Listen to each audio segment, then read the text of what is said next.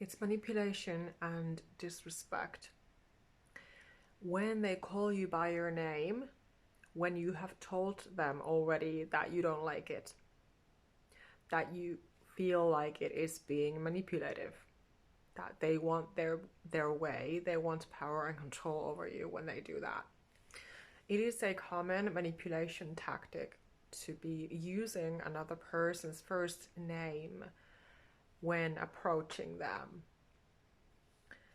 And as an empath, highly sensitive person, this can be a boundary, a very big boundary.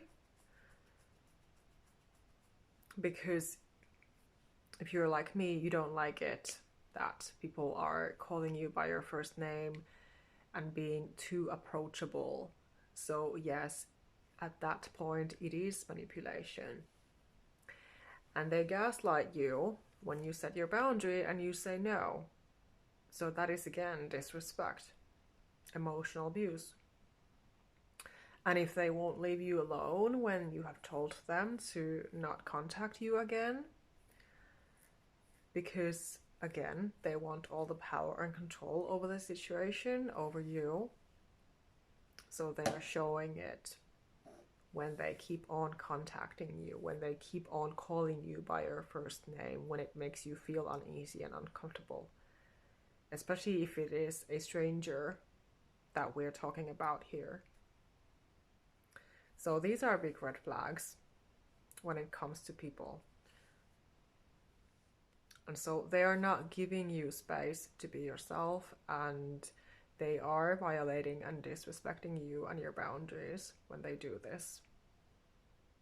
They are overlooking your boundaries. They are not hearing you, listening to you. They're not reading your messages even, because all they care about is their own opinion, their own power and control in that situation. And narcissistic people do this so that they can feel like the boss of the situation, because they enjoy that power, because they cannot exist without that power and control. They have to be controlling everything. So yes, pay attention to these if somebody's doing this to you, because it is emotional abuse, and of course it's mental abuse as well. Especially if it doesn't stop, and this person can even be a stalker or something else even worse,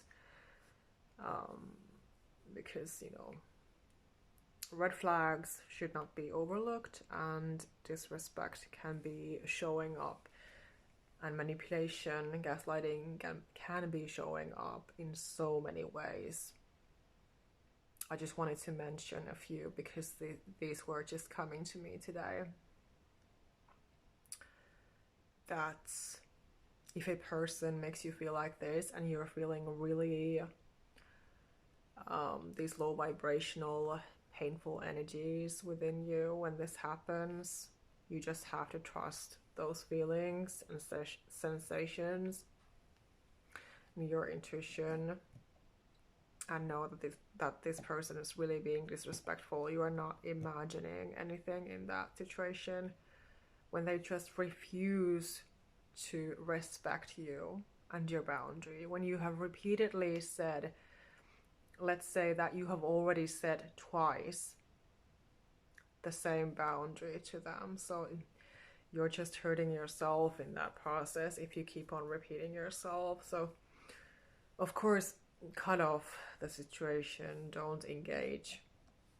But I do understand, of course, as well, if you have tried to communicate with them and you have tried to set those boundaries and you have been angry and all of that, because those are completely natural reactions. And you are not the problem here, so you have to remind yourself that you are not the problem, that they are the ones with the problem. And you would not treat anyone like this.